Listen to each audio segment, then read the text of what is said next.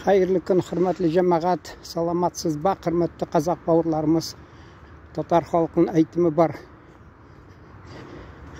Үзеңне яшь итеп сизәсең килсә, яшьләр янында йөрди. Үзеңне акыл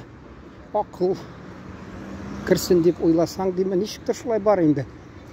Өлкән яшьтәге кешеләр янында. Өлкән яшьтәге кешеләр арасында катнашты башлайм инде. Кем белә шул, бәлки дөресен әйтеп салыр.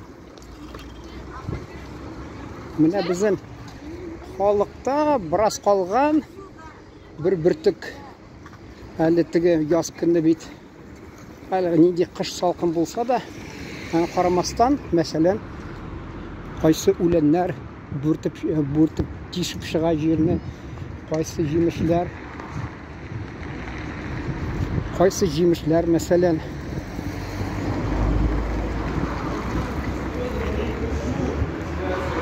шул кебек безнең халкыбызда да шул бер орлыклары калган дип ышанам, чөнки менә өлкән яшьтәге абзый белән интервью алганда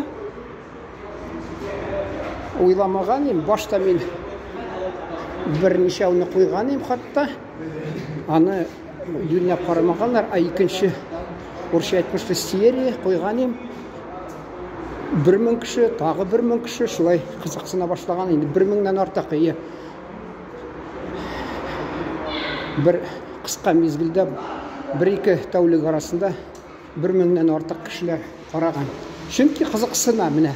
Ул безнең халыкта бар, өлкәнрәк кешедә, өлкән яшьтәге, олы яшьтәгеләргә сакланып калган бер хөрмәт, аларның әйткәнен тыңлыйсы килә. Ул инде безнең халыкта киң күләмендә булырга тиеш. Өлкәнрәккә, өлкән кешегә, мәсәлән, өлкән яшьтәге кешегә хөрмәт, игътибар. Игътибар кайсы ягыннан? Менә монда утыргыз, менә монда дип, юк, менә игътибар сөйләгәннә, чөнки ул менә хөкүмәт идарә иткән кешеләр алшынып тора, хөкүмәтләр алшынып тора. Безнең әйтти мәрхүм әйтеләр, борынгылап белеп әйткән, тагы кыска гына алар әйтемнәре буладыр. Хатта шул менә кутырып торасыз әле, кутырып торасыз. Хәзер бит урысча әйтмешли ложно навязанные ориентиры, мәсәлән. Кеше яшь чагында ул интернетка керә, үзенә бер ориентир, кыйбла, татарча әйтмешли кыйбла ул менә сайлый. Мин бай буласым килә, бай булуга, это круто ди. Берсе тагы менә мин бездә монда Татарстанда әйтәләр, бездә дип киттем мин. Безнең якта Оренбургта әйтмиләр, фәлән фәсмәтән ди. Шул фәлән фәсмәтән мәсәлән. Инде аларны әйтеп тә тормыйм. Кешеләр менә әле нидә халыкта бар әйтем, иң урысча әйтмешли инде. Даже самые хорошие яблони не даст самых плохеньких груш. Кеше, минемчә, тыңламаска тиеш. Нинди сәләте бар, табигатьтан бирелгән, мәсәлән, кемдер әйтер, Аллаһ Тәгалә биргән, кем әйтә, табигый, шул сәләтләрен ничектер ул кулланып дөньяда яшәргә тиеш. Ничә әнә ата-анасы, мәсәлән, менә шушы юл белән бар дигән, баллары тискәрләнеп үз юл белән киткән. Инде мин бер әйткәнем кабатласа буладыр. Мәсәлән, бездә 10 бала, 8 малай, шуны мине әти мәрхүм. Инде күреп тора, мин белемләргә сузылам, тартылам, шунда әйтә. Менә шоферга укы, шофердан яхшы эш юк ди. Уйламыйчы менә. Ничә ел узды, ул шоферның эше дә юкка шамады, букка да шамады. Минем авылдаш егетләр, дусларым, яшьтәшләремме, миннән яшьрәкме, яшьтәшме килсәм, анда монсы шофер, машиналары бар, эшләре юк, машиналарны теге совхоз таркалганда инде үзләренә сатып алганнар инде, приватизация дип. Эше юк авылда. Менә шулай ул. Шуңа күрә кемнең нинди сәләте бар, ул иң беренче уйларга тиеш.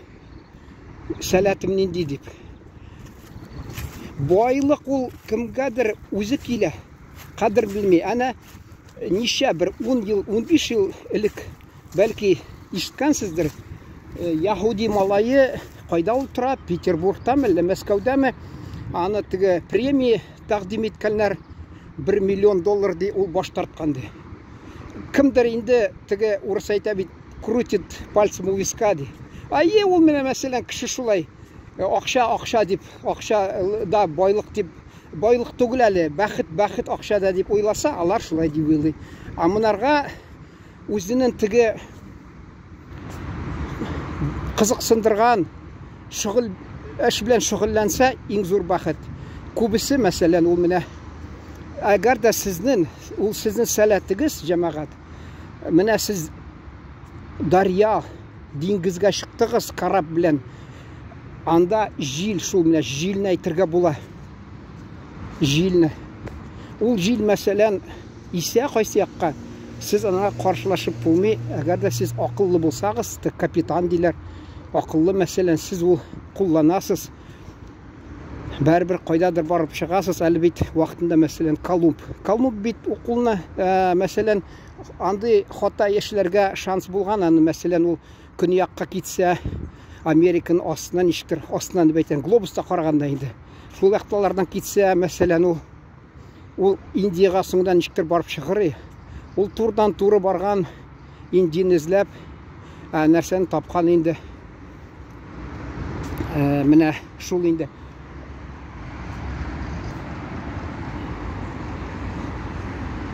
Әле Ильф Петровның юк, Ильф Петров түгел. Нәрсә, в чем смысл жизни? Анда мәллә белмим, менә шул инде 20 елларда шул сорау биргәннәр.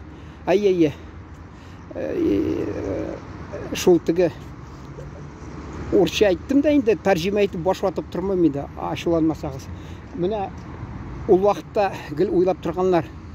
Минемчә ул һәр кешенең үзенең менә сәләтен ништер аңларга кирәк. Һәр кеше тумыштан көйләнгән. Ул мәсәлән бүйек, я полководец дип әйтәләр, я мәсәлән фән хезмәткәре, я нәрсә. Теге мин вакытында базарга йөргән чакта, газетта эшләп, ул вакытта мин авылда үскән кеше, аны белеп алсалар, авылдан икән ышанмыйлар, әллә кайдан Оренбур өлкәсенә бер авылдан читтә инде Казакстан чигендә, хатта шундый гади генә авылдан инде Екатеринбургка университетка кирип, аннан укып кайтып, монда Татарстанга килеп газетта эшләп, танышлар бит кертмәде. Бераз сәләтемне күрсәткәч, эшләтеп калдырдылар. Шунда бер ветеринария баш табибы шунда, мөдире шул ветлабораторияның миңа инде теге әйтәләр, добрые слова и кошки приятны ди. Әйтәдер, минем кайфымны күтәреп булганның бугыннан да күренә ди. Минем теге редакция эшләгәндә башта бәйләнәләре, хатта мин янында эшләгән Мишәр хатыны бәйләнәдер. Аз язасың дип мәсәлән, соңдан инде нинди претензия булырга тиеш мәсәлән, мин аны күп яза башладым. Инде алтын каләм шул бирделәр Казаннан, тагы нәрсә. Ул шунда да канагать булмады, хатта депутат булганда да булгач, сайлангач бер ай мин белән исәнләшми сөйләшми йөрде. Инде җитәкче мәсәлән Марҗа ул ничектер түзде дә, нәрсә дип әйтә, дипломат. Уртак тел таптык та, эшләдек. Шунасын хатта мин аннан газеттан киткәч тә, инде депутат сорогы беткәч инде кая киттем инде, анда ул мине бәйләнә башлагач, әйтмим инде, менә шулай усал миннән дә булгандыр, ул бездә ялкаулык көчле инде. Мәсәлән, ул теге әни мәрхүм әйтәдер, ата ялкау ди, шул күблек ирләрдә ялкаулык күбрәк ул. Шул булгандыр бәлки. Икенчедән инде анда мәсәлән язасың, ул анда өйлек тора. язганың. Вакыты юкмы, аны да ялкаулыкмы, белмим нинди сәбәп белән бәйләнештә, әмма соңдан килеп бәйләнсәм, менә шундый эпидемия башланды, син язмыйсың. Мен әйтәм, минем язган материалым 2 атна ята өстәлеңдә. Шулай дип, сез дип сөйләшәдер инде. Әйе. Шуннан соң инде әйтәсем килә, редакциядә ул сизделәр дә бу бик аны күп сөйлиләр икән шәһәрдә дип. Бездә менә мәсәлән без заводка кая барабыз? Элек миңа кадәр бер кеше, коллегам эшләгән булса редакциядә, ан материалларын укыпмы, кешеләр фәлән сездә эшли ди. Мен әйтәм, мин әйтмиләр икән, аларны әллә кем бездә китеп калган кешеләр әйтәләр. Соңыдан да менә гел искә алалар икән. Кая китте фәлән кеше, кая китте дип. Ул теге яхшатлы булып тегәл туганга да әйтә бит менә. Мәсәлән, минем bir туган бар, юк инде хәзер. Кызганычка каршымы? Дисә дә була. Ул туганнан көнләшә бит инде менә мәсәлән. Бергә үсәсең, аны мәсәлән Аллаһ Тааланың гәүдә дә бирә, калын сөяк тә бирә, көч-кодрәт тә бирә, бөтен нәрсә. Теге хәзер инде бераз дөрес түгел диләр. Бер мизгел генә булган ди Спартада загыйфләрне мәсәлән балайларны тумыштан аларны имештеге скала дип әйтә. Бездә татарча белмим, шуннан ярдан ташлаганнар имеш, нәрсә бер мизгел кемне белән булган иде. Инде күбесенчә булмаган дип. Хак сүз түгел диләр инде. Шун кебек ул бер ягыннан Ходай Тәгалә бирмәсә, икенче ягыннан бирә. Тырышып укыйсың, тырышып укып китәсең, кайтасың. Анда мәсәлән туганның ачуы килеп утыра. Нигә? Ул инде минем мәсәлән авылдамы, кайда сөйләшә икән авылдашлар белән. Алар инде монарга нәрсә турына сөйләргә инде. Бөтен нәрсәне сөйләп бетергәннәр. Менә бер туганы шулай дип мактыйлар икән, бу көнләшеп китә икән. Менә шулай бар ул, һәммәсендә дә бар. Әле үзеңә кирип карасаң, мәсәлән үзеңнең ишеңә, анда да була кайсы вакытта ул бер кайчан кеше, әгәр дә ул инде менә үзен тәрбияләмәсә гел, менә туганнардан көнләшергә ярамый, менә булай дип әле яратам мин. Һәр проблема булганда, я бер сорау килеп төшә, башка урысча әйтмешләр, отзеркалить надо, отзеркалить. Мин нишләр идем шушы хәлдә булсам, мәсәлән, үзең бераз урышып та куйсаң була, мәсәлән, менә мин дөрес эшләмим, менә булай дип. Тормышта бит нәрсә ул дуслык арасында, менә мәсәлән ул кайсы вакытта мәсәлән дусың белән канагать булмыйсың. Нигә дисәң?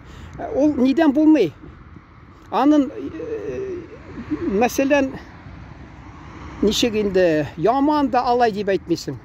Ул мәсәлән кеше үзенең менә җитмәгән җирләрен белеп торса, менә мин шундый дип куйса, хатта бүтән кеше аны уйлый, бу көрәшә икән, бу белеп тора икән дип. Кайсылар аны сизмәскә или күрсәтмәскә, әйтмәскә тырышалар. Менә әйтерсең, ул менә камиллә, шундый бик камил кеше, шулай дип. Ул минчә үзең әйтсәң, менә җитмәгән җирләрең, хатта ул бәлки кеше дә сине хөрмәт итер. Менә кара теге самокритика дип әйткәннәр элек, шун кебек.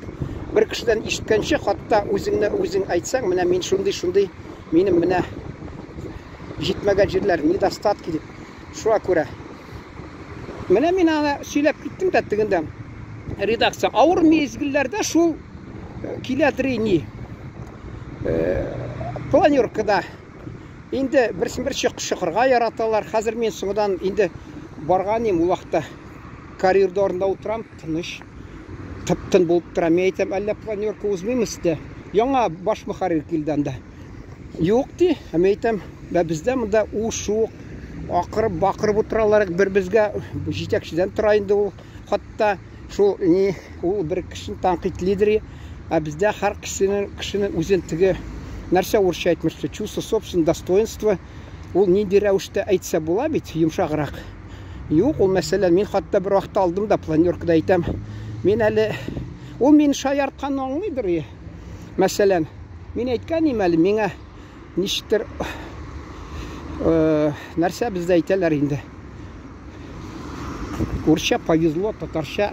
Менә мен шул хәзер фикерін югалтам инде шул тәрҗемә итеп торганча. Башта бит инде мен шуны уйлап куям да сүзен ничек менә теге бездә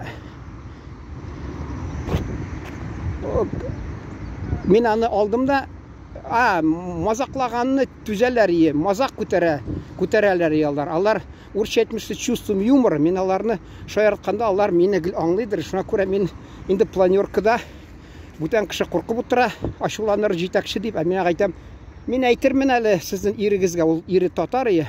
Мен әйтәм, әйтермен әле сул аягыгызны караватка киш белән бәйләп куйсын, сез йоклап киткәч. Нигә ди?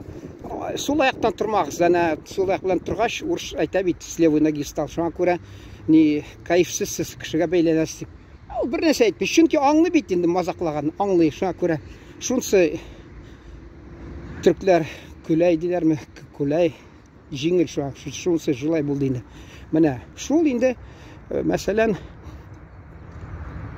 планеркада ызгышлар чыга мәсәлән, анда инде берсе бәйләнә, ашу килеп сиңа, син утырасың инде уйлыйсың, менә яңа гына күрдең, аның алдыннан почтадан килгән хатлар, язганыңны мактаганнар. Анда булды бер мен әйтәсем килми, гел мактап юк.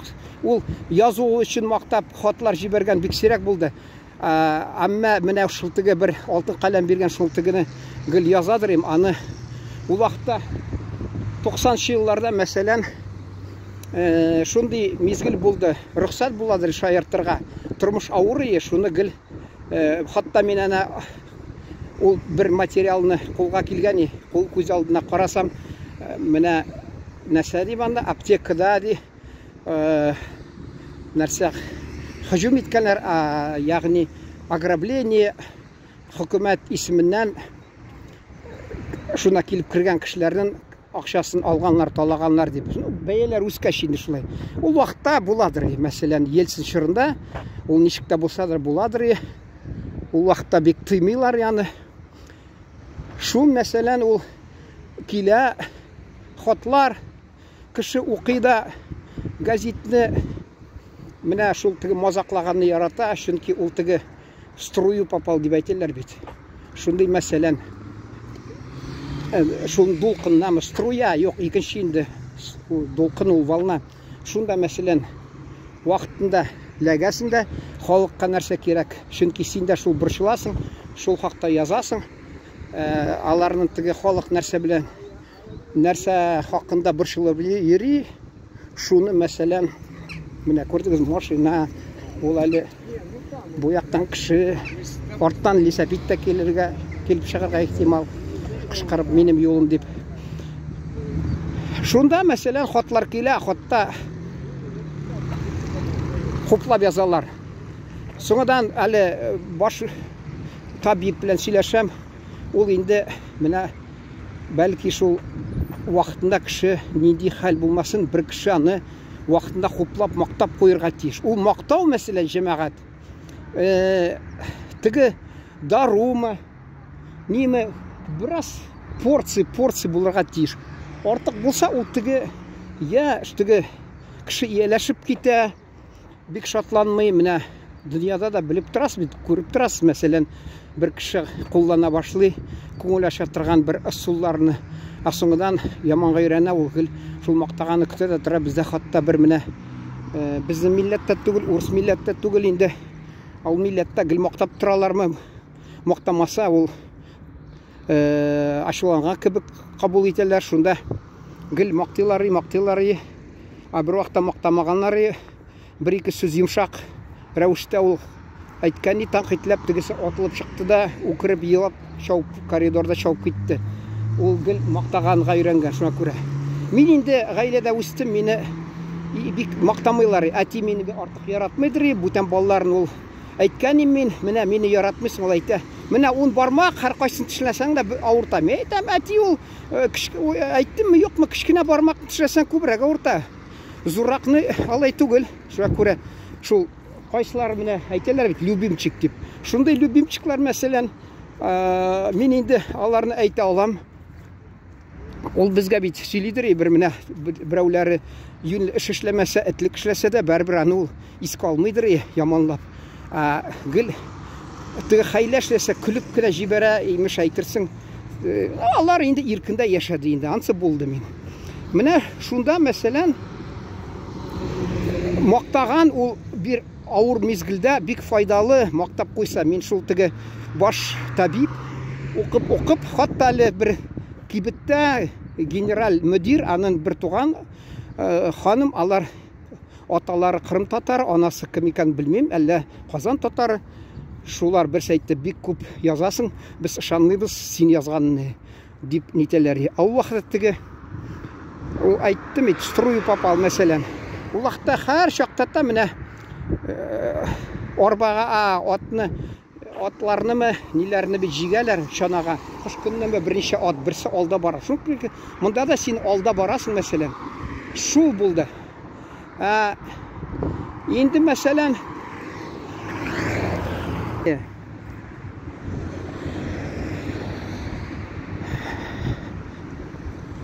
шул авыр чакта кешенең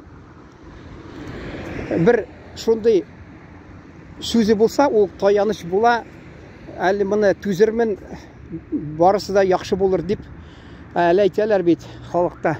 Син мәсәлән өскә менгәндә сиңа ярдәм итмиләр, әмма син төшкәндә тырыша һәркайсы төртеп төшергә. Шундый да була инде ул. Шунда мәсәлән ни мактаганны артык та ярамый, ул менә безнең җитәкчеләр мәсәлән генераль Сәркатип, генераль секретарь мәсәлән, аларны гел халык бузып, гел нитеп мактап мәсәлән кеше өйрәнеп кала ул мактаганга.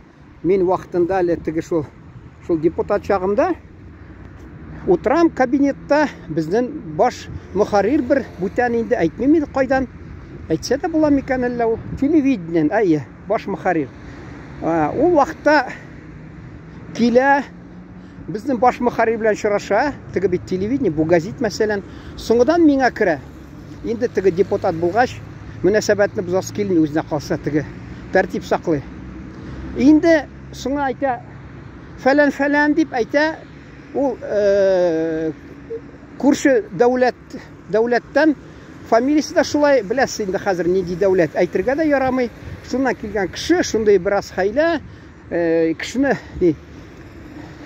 йомшак сөйләшә, мягкий стиль дип әйтәләр бит, жестко спать дип. Шул мәсәлән, мин милләтен яманласым килми, тик кешесе була кайсы вакытта.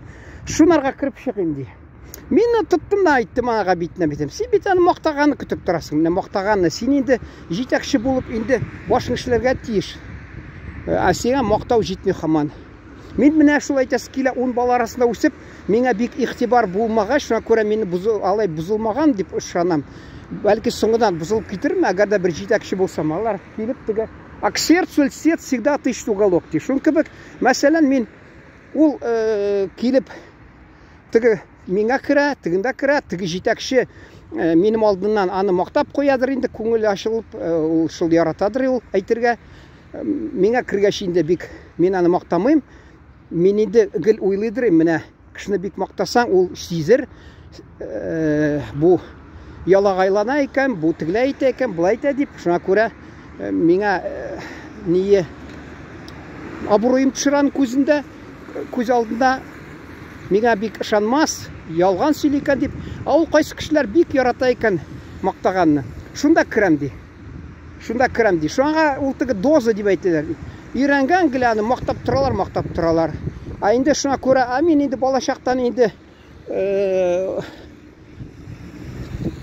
урча әйтмешли, образно говоря, күткә тибеп торгач, ничек эшләсәң дә әле, мәсәлән, соңдан еллар узгач беләсең, фәлән туган менә әни бигрәк аны искиткеч яраталар, ул балачакта эшләгән этлекләр мәсәлән, менә шуны мәсәлән, шуның шулай дип, ул вакытта белмидең, соңгыдан белеп аласың мәсәлән. Шунда инде аңлыйсың. Хакмы, юкмы, әти мәрхүм сүзне барыгызда имеш бармак кебек, кайсын төшәсең дә авырта, юкмы әйтәм әти. Төрлечә авырта икән ул. Шуңа күрә кешене менә иң яраткан баласы ди, үзен ди ничектер тормышын буза икән ди менә. ең яраткан баласы. Чөнки ул белә аны яраталар. Шуңа күрә башына менеп китәләр хатта. Иркәләткән бала. Әле мин бер вакытта ишеткән идем, бер ананы малайы үскән инде, эчәдә кыйный ди. Мен әйтәм, ул вакытында бәлки иркәләтеп үстергәндер. Ул бала бит аңламый. Бездә мәсәлән, әле ит ашаса, биш бармак ашаса, җилек, шунда җилек бит беләсез. Ул без инде аңламыйбыз. Кайсы вакытта анда-санда без бит менә 2 бала. Миннән дә кичкенерәк төпчеге мәсәлән, ул аны ярата, шуңа күрә бирәс килә, бирсә дә икәүне дә бирә кирәк бит. Шуңасын уйлый да, юк ди, тәүфиксыз булырсы дип. Менә соңыдан инде өлкәнәгә син аңлыйсың, дөрес хак сүз булган ул. Балачак аңламый ул мәсәлән. Ата-аналарга әле теге шигырь бар бит әле. Бер егет кыз артыннан йөргән дә, аны мәсәлән кыз әйткән, мин сиңа риза, кияү шигырә, әгәр дә астагфирулла, әниеңнән йөрәген алып килсәң дигән. Шунасы теге урыс нинде бар, халкында инде шигырь. Инде шулай эшләгән явызлыкны, кара явызлыкны, шунасы инде өенә кирип килгәндә, бусагада йыгылганда, теге йөрәге тәгәрәп киткән, тавышы, бу йыгылган тавышы теге йөрәктән анасын тавышы килә икән, балам, инде не ушибся, сынок. Мин инде шул шигырь буенча әйтәм инде. Не ушибся, күрдегез менә ничек. Шул кебек ул менә артык бик иркәләгән, артык бит шундый җылы шартлар, нәрсә дип әйтәләр, тепличные условия. Ул минемчә дөрес түгелдер, бераз авырлык кирәк кешегә. Ул әле беләсезбе, Пушкинда, Дубровскийда хат язып йөргән ул теге Петруша дип, әле нәрсә ул картына, әле нәрсә бездә һава йыланы дип әйтте, воздушный змей, нәрсәме ясаган, теге француз теге укытучысы исереп йоклап яткан чакта. Асы ачуланганда, шунасын теге менә Петербургка син бармыйсың, чөнки анда сез аракыга өйрәнеп бузылып китәсең, шуңа күрә дип Оренбург ул вакытта шул губерниясе җибәргән, хатта ул безне бергә хезмәт иткән шул теге алман, немеш дустына хат язган, держать его в ежовых рукавицах дигән. Шунасын бу немеш кешесе белми сорыймын ардан.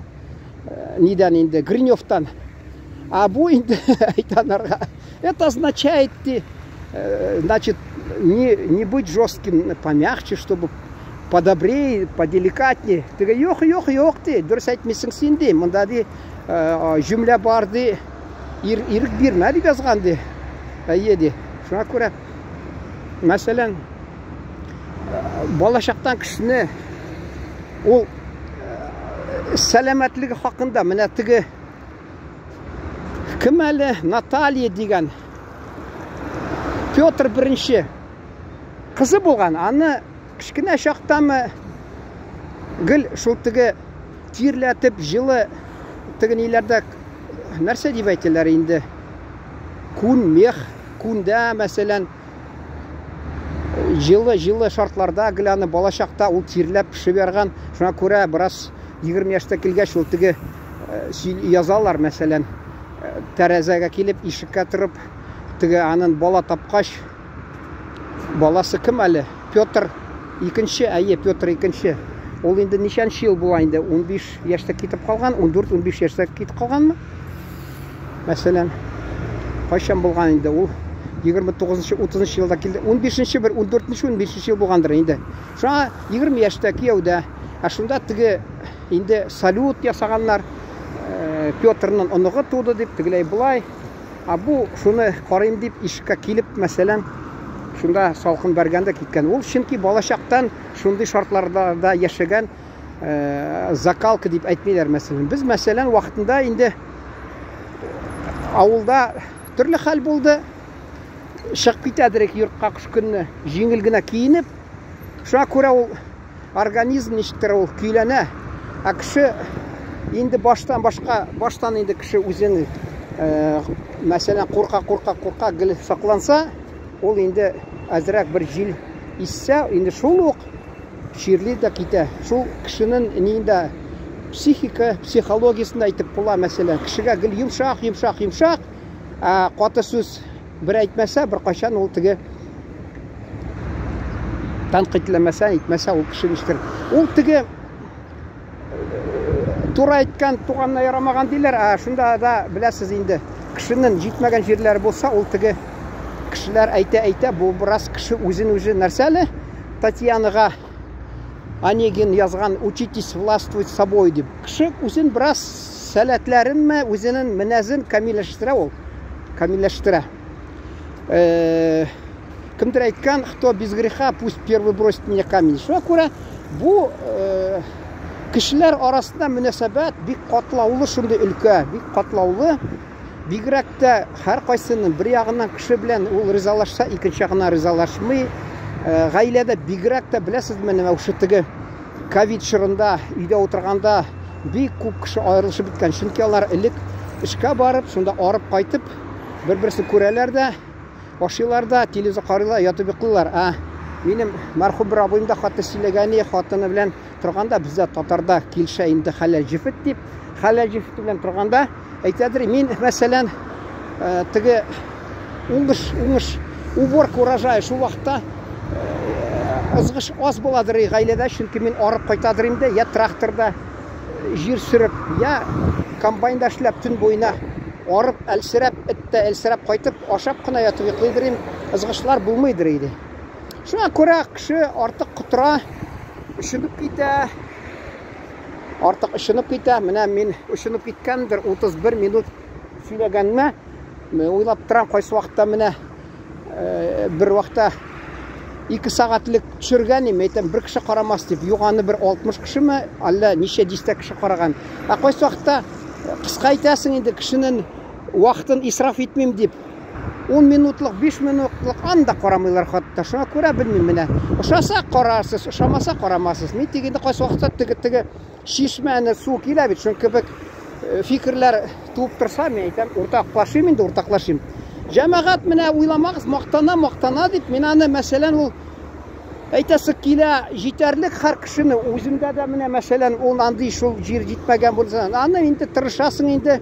Ул безне балачакта яман гадәт дип өйрәтеп торалар. Мин әйтәм, ул инде ничә ел дәверендә ата-ана рухлар шат булсын, безне тырышалар өйрәтергә, безнең холык гадәтләребезне юньле булсын дип камилләштереп. Менә кемдер бала йортында үсә, аларны бик тик мәсәлән анда бит ничә әйтәсе килә. Бер ягыннан ата-ана тәнкыйтьләп, бер урышып куйса, ул бер кайчан бер мизгел башында сыйпап куя. Монда алар сабыйлар, алар ничектер менә камгак үсә бит, чөнки ул шундый шартларда үсә ул. Шуңа ул камбак булып үсә. Аны минемчә селекция дип әйтәләр, йомшак җиргә утыртса, яңгырлар вакытына булып торса, тагын нәрсә минемчә камгак булыр микән, юк микән, аны менә белмим. Шуңа күрә кеше дә ул мәсәлән, аны тәрбиядә дә бәлки бераз йомшак та әйтергә кирәк, макта бер кайчандыр әзрәк бераз тәнкыйтьләп, шунда. Бездә ул халык кызганычка каршы әйтәләр менә урыс халкында. Не по-хорошему мил, а по милу хорош ди. Ягъни кеше яхшы булса да, син аны яратмасаң, ул аны син белән канагать булмый, сине гел яманлый, урыша. Әгәр дә сине яратса, ул инде яраткан кешесе, мәсәлән, шул инде камил дип саныйлар инде, шул менә уңган дип саныйлар инде. Шул төрле мәсәлән. Ул инде мәсәлән баласы кичкенәдән явызлык эшләп, итлек эшләсә дә, инде анасы, атасы бик артык яманламыйлар инде. Яраткач инде гел теге нитергә тырышалар.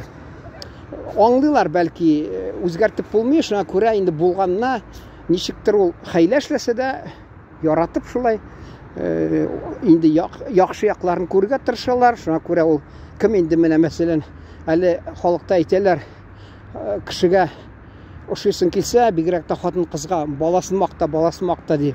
Шуң кебек ул мәсәлән кешенең баласын мактасаң, шунда ул теге вакытында Макиавелли бик язган акыллы фикерләрне. Аны мин иштем, укыдым, хатта Сталин шуны укып шуа кулланган дип. Шуңа күрә мәсәлән кулланган дигәне менә кул иземендә күрдем, аяк изе түгел. Ишкән кешеләрне яманлый башласам, шул ук кеше килеп чыга. Вот. Менә монда да мәсәлән ул так, монда машина. Менә шуның белән тамамлыйсым килә. Хәзер инде икенче темага күчерим. Ансы уйлап торам, кайсы телдә алып барырга. Кайсы телдә белмим. Менә мин теге башлап җибәргәнем өлкән яшьтәге абзый белән ул менә инде тамамлап сөйләйтергән сүз булса, шушы видеоны тамамлап әйтергә була. Кеше барбер өлкән кешегә белән акыллы кеше ничә яшьтә булса да ул теге тырыша сорашырга, чөнки ул белеп тора, карап тора. Кемдер бик бай да яшәми, әмма күзләре ялтырап тора, ул шатланып, дөньяга шатланып яши. Кемдер мәсәлән тагы ул мәсәлән гел дуслары булса, аларга менә байлык дип, менә вакытында мин шәһәрнең иске төбәгендә йөргән чакта зур бер 9 катлы озын йорт, шунда бер скамьясына килеп утырганым, күрше скамьяда кызлар сөйләшә. Шунда берсе бер егете хакында, таныш хакында сөйли. Ул һәр чакта да, тыңлагыз кызык менә, һәр чакта да килгән чакта яңа бүтән машинага утырып килә. Менә җәмәгать ул инде үзенеке ул машина. Кызны менә нәрсә инде? Нәрсә дип таң калсын, нәрсә дип әйтәләр инде. Шул теге инде шок булсын дип егет уйлый инде кызда. Менә мәсәлән килгән шайын яңа машина, килгән шайын яңа машина.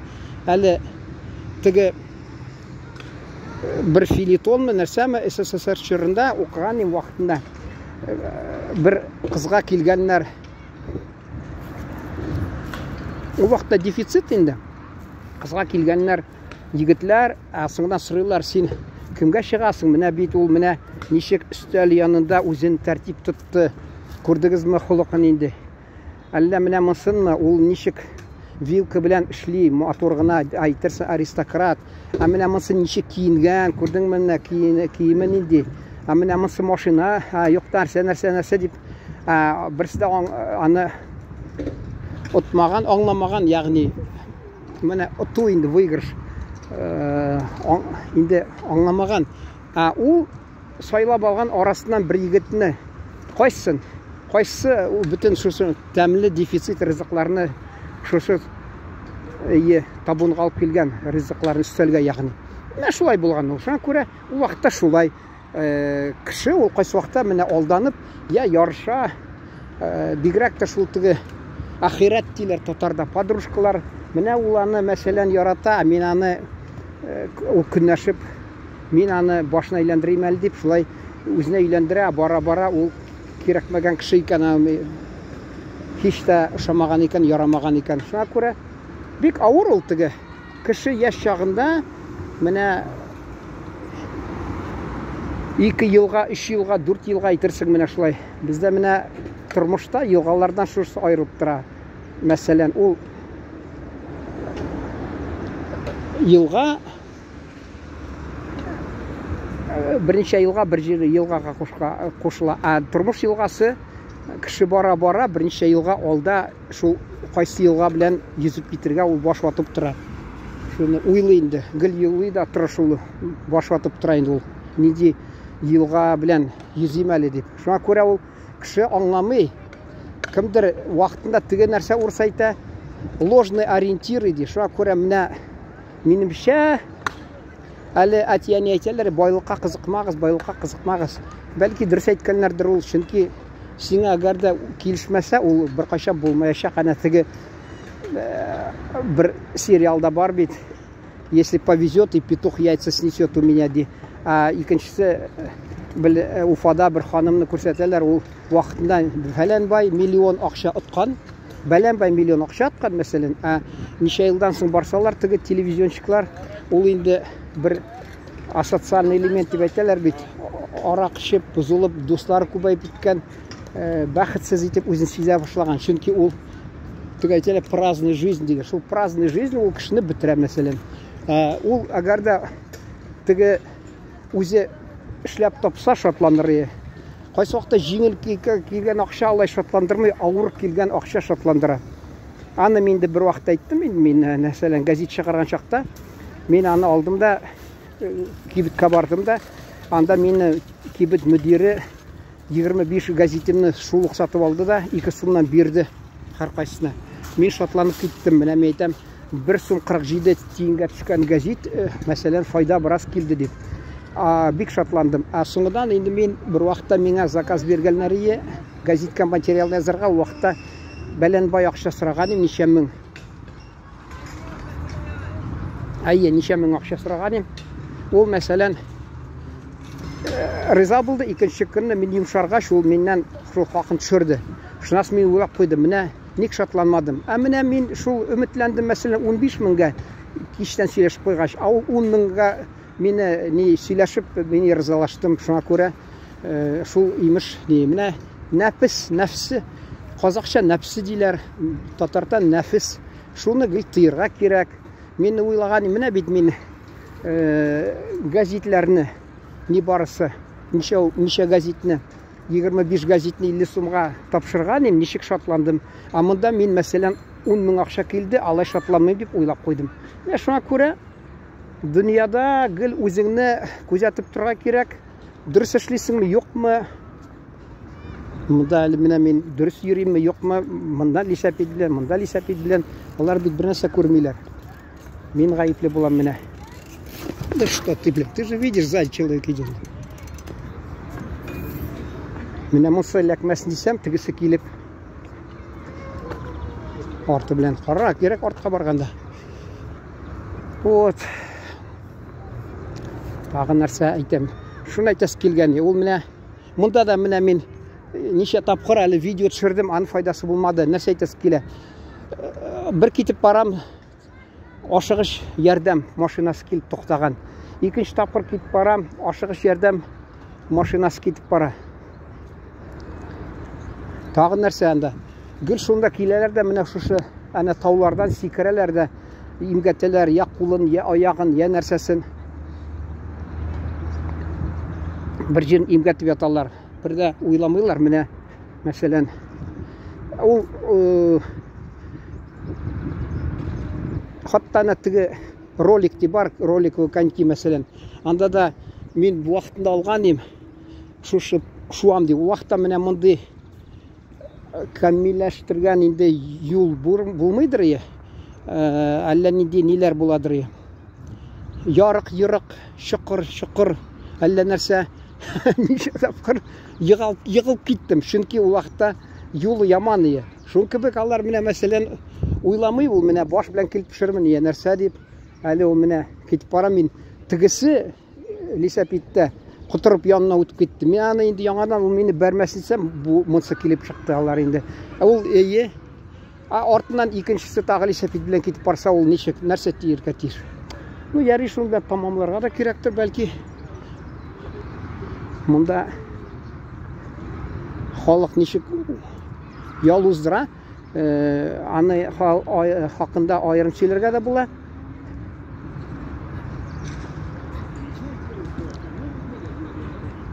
Міне біз университетте оқыған шақта, біз аны военный кафедрда оқыттылар да, һәм сборы деп айтылар, шында жіберділер.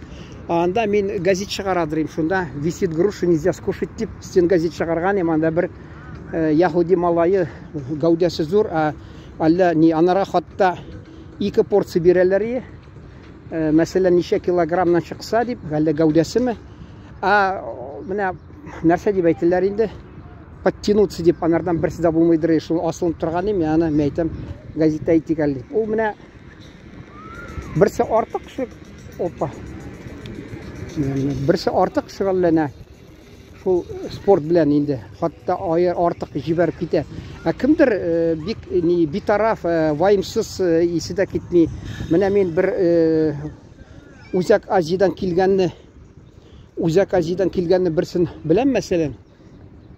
Ол шанмасыз. Неше қайсын бірінші әйтірге ол. Болған спортшы, күрәшші де. Кейін шундай гәудәлі, шундай күшлі болған де алан түгі туғанлары сөйлемен әйті. Соңыдан 30-дан шыққаш, нешіктір шерлей башылған, кейбі біткен. Қазір анаға бір мен аны 60-тан шыққанмы деп ойлап 60-қа келген десем, ол 30-дан яңағына шыққан екен. Ол кейсі әк негәдір шерлеп кеткенде, Элек ул хатта шундый көчле булган. Мин әйтәм, менә ничек менә мин ябыгып йөрим, уялам нинди киңәш бирәсез миннән сораган була. Мин әйтәм, менә мин балачакта ничка буйлы шундый ябык булган идем. Мин анда миңа әйтәләр, мәсәлән, кич белән здо баша тегеләй булай дип. Ал инде күрдегезме, ничек элек көчле, соңыннан мин әйткән, мин ул ышанмаган идем, аны әйтәм. Ул шулай, шуңа күрә кеше дә үзгәреп китә кайсы вакытта. Артык бер нәрсәне бик нитсә, нәрсә дип әйтәләр, артык шашмаска да кирәк, һәр кайсында норма кирәк.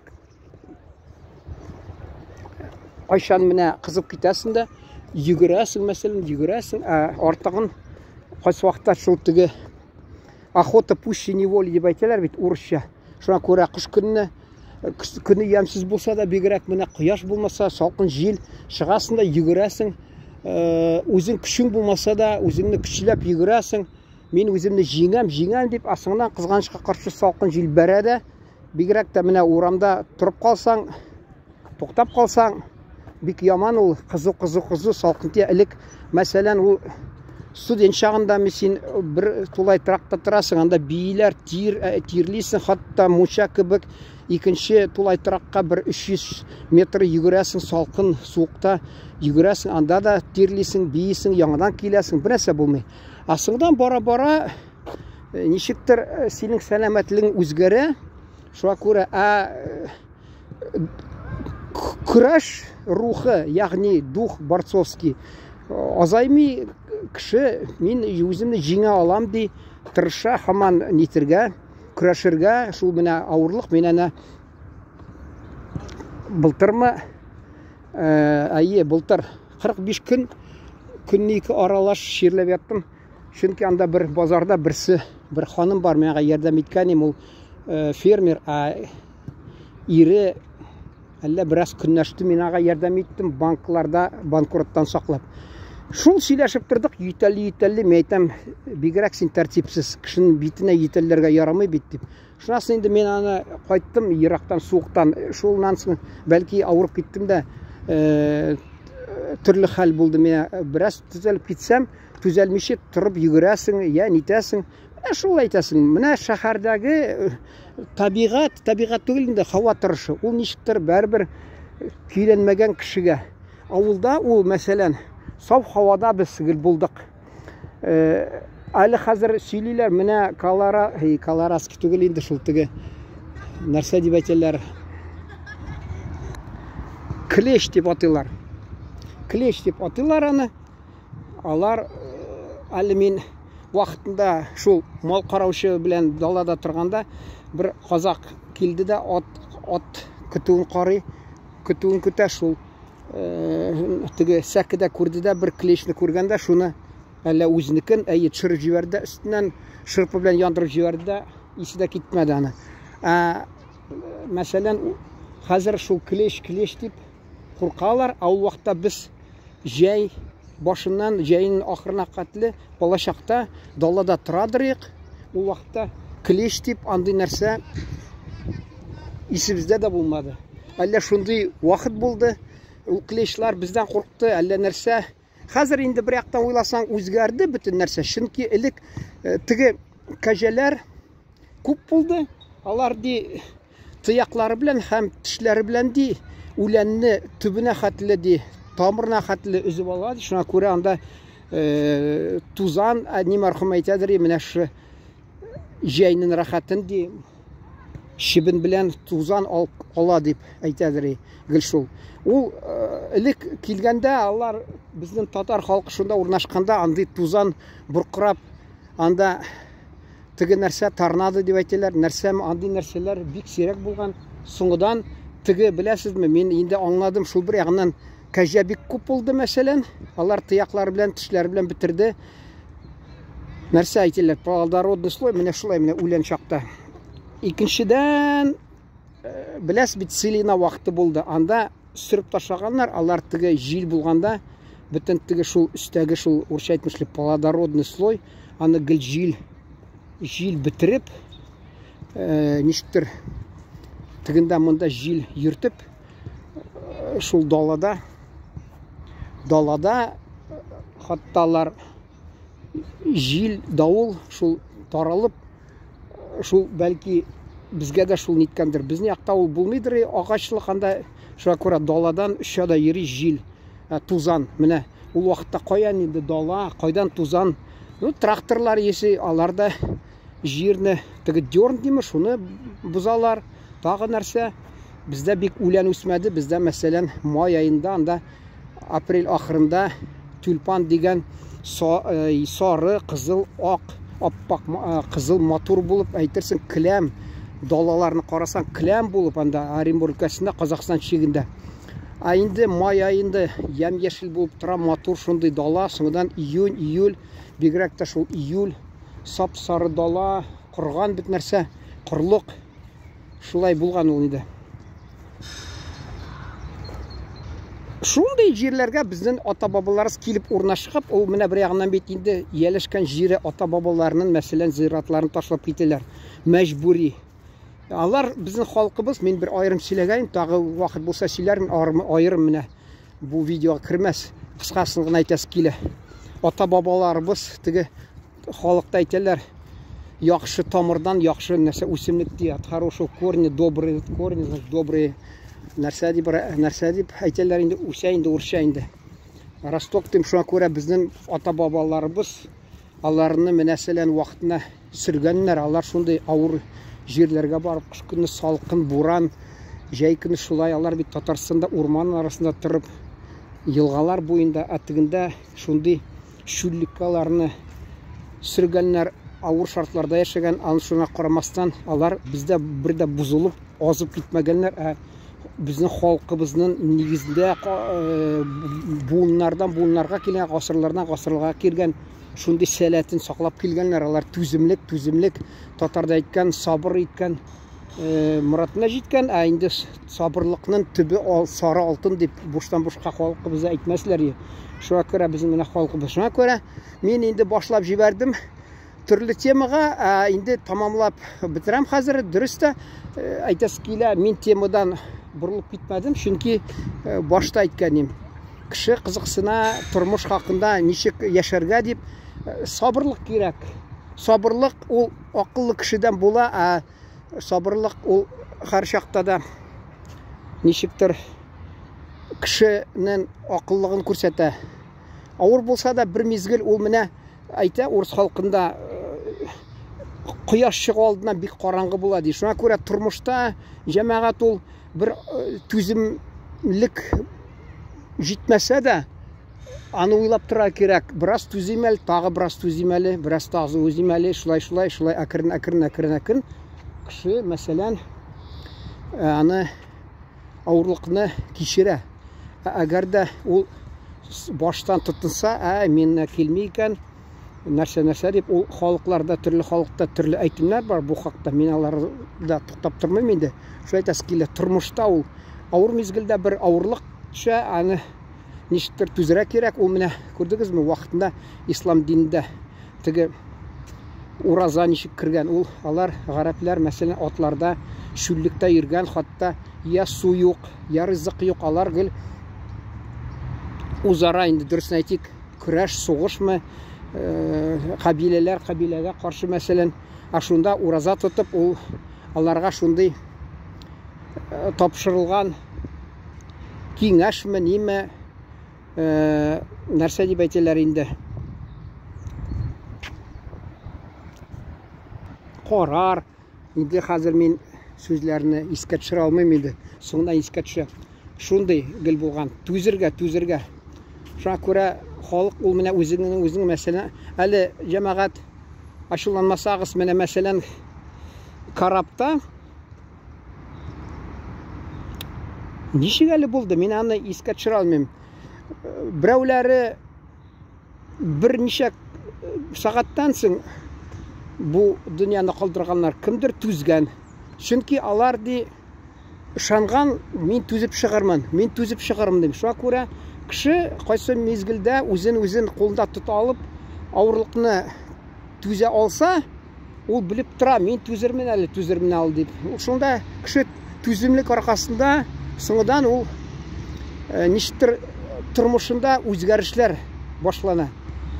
Үзгәрешләр. Әгәр дә кеше баштан да инде менә инде вай теге хәсрәт килде башыма тегеләй булай дип, авыр мәсәлән эштә хезмәт хакы юнәп юк тегеләй булай дип итсә, ул менә кызганычка каршы шир кебек.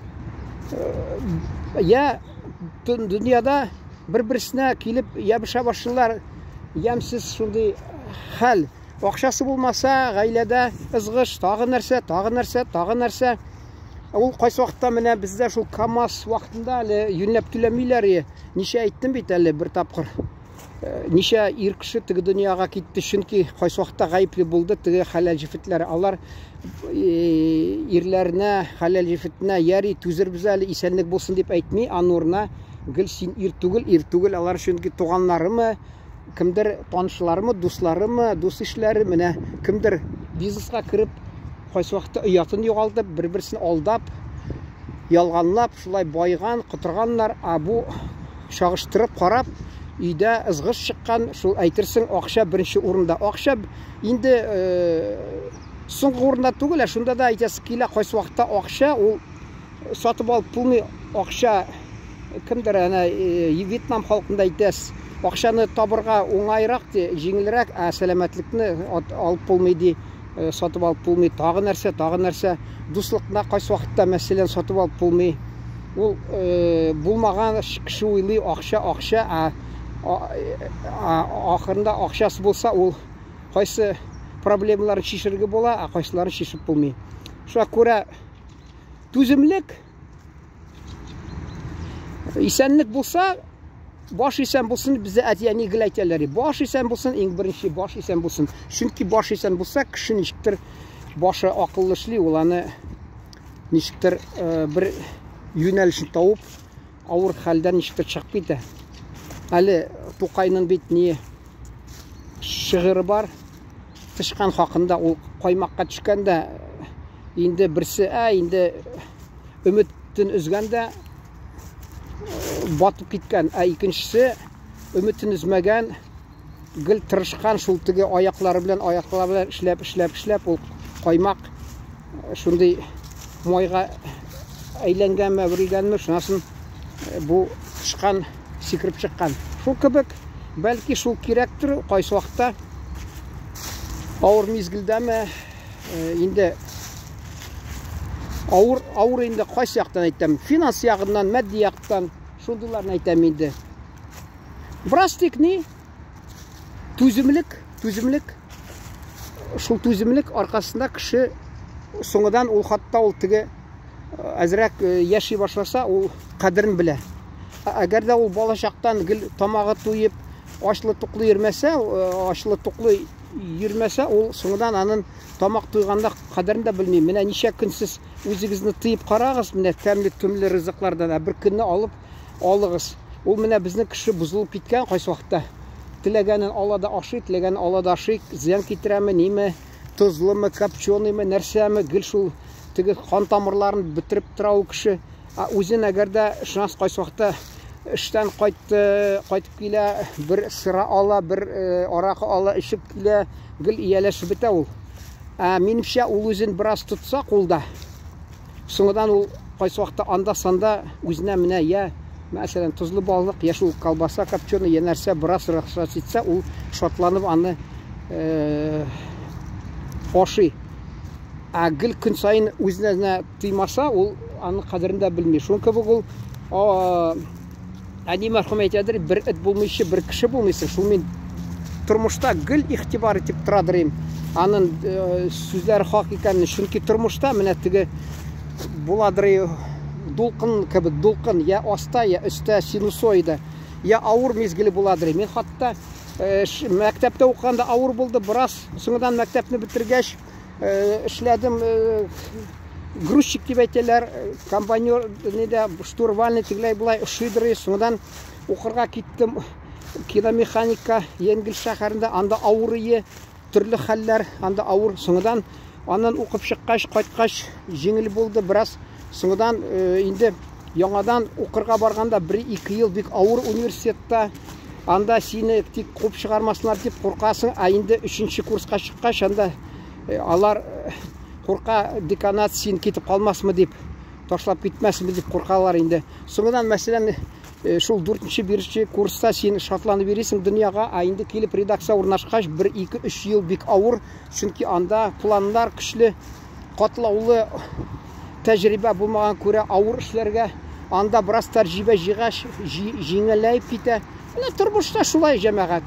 Шуңа көре айтасы келе, шундай қатлаулы мезгіл келсе, олда шатлықлы мезгіл оңайрақ уақыт күтә деп шанығызда, шунда бәлки бик дұрыс шул болыр. Шуны бән тамамыз келе, ғафу етігіз. Рахмет ихтибарыңыз үшін. 1 сағат толғанны күткәні, міне толды 1 сағат. Сау болыңыз.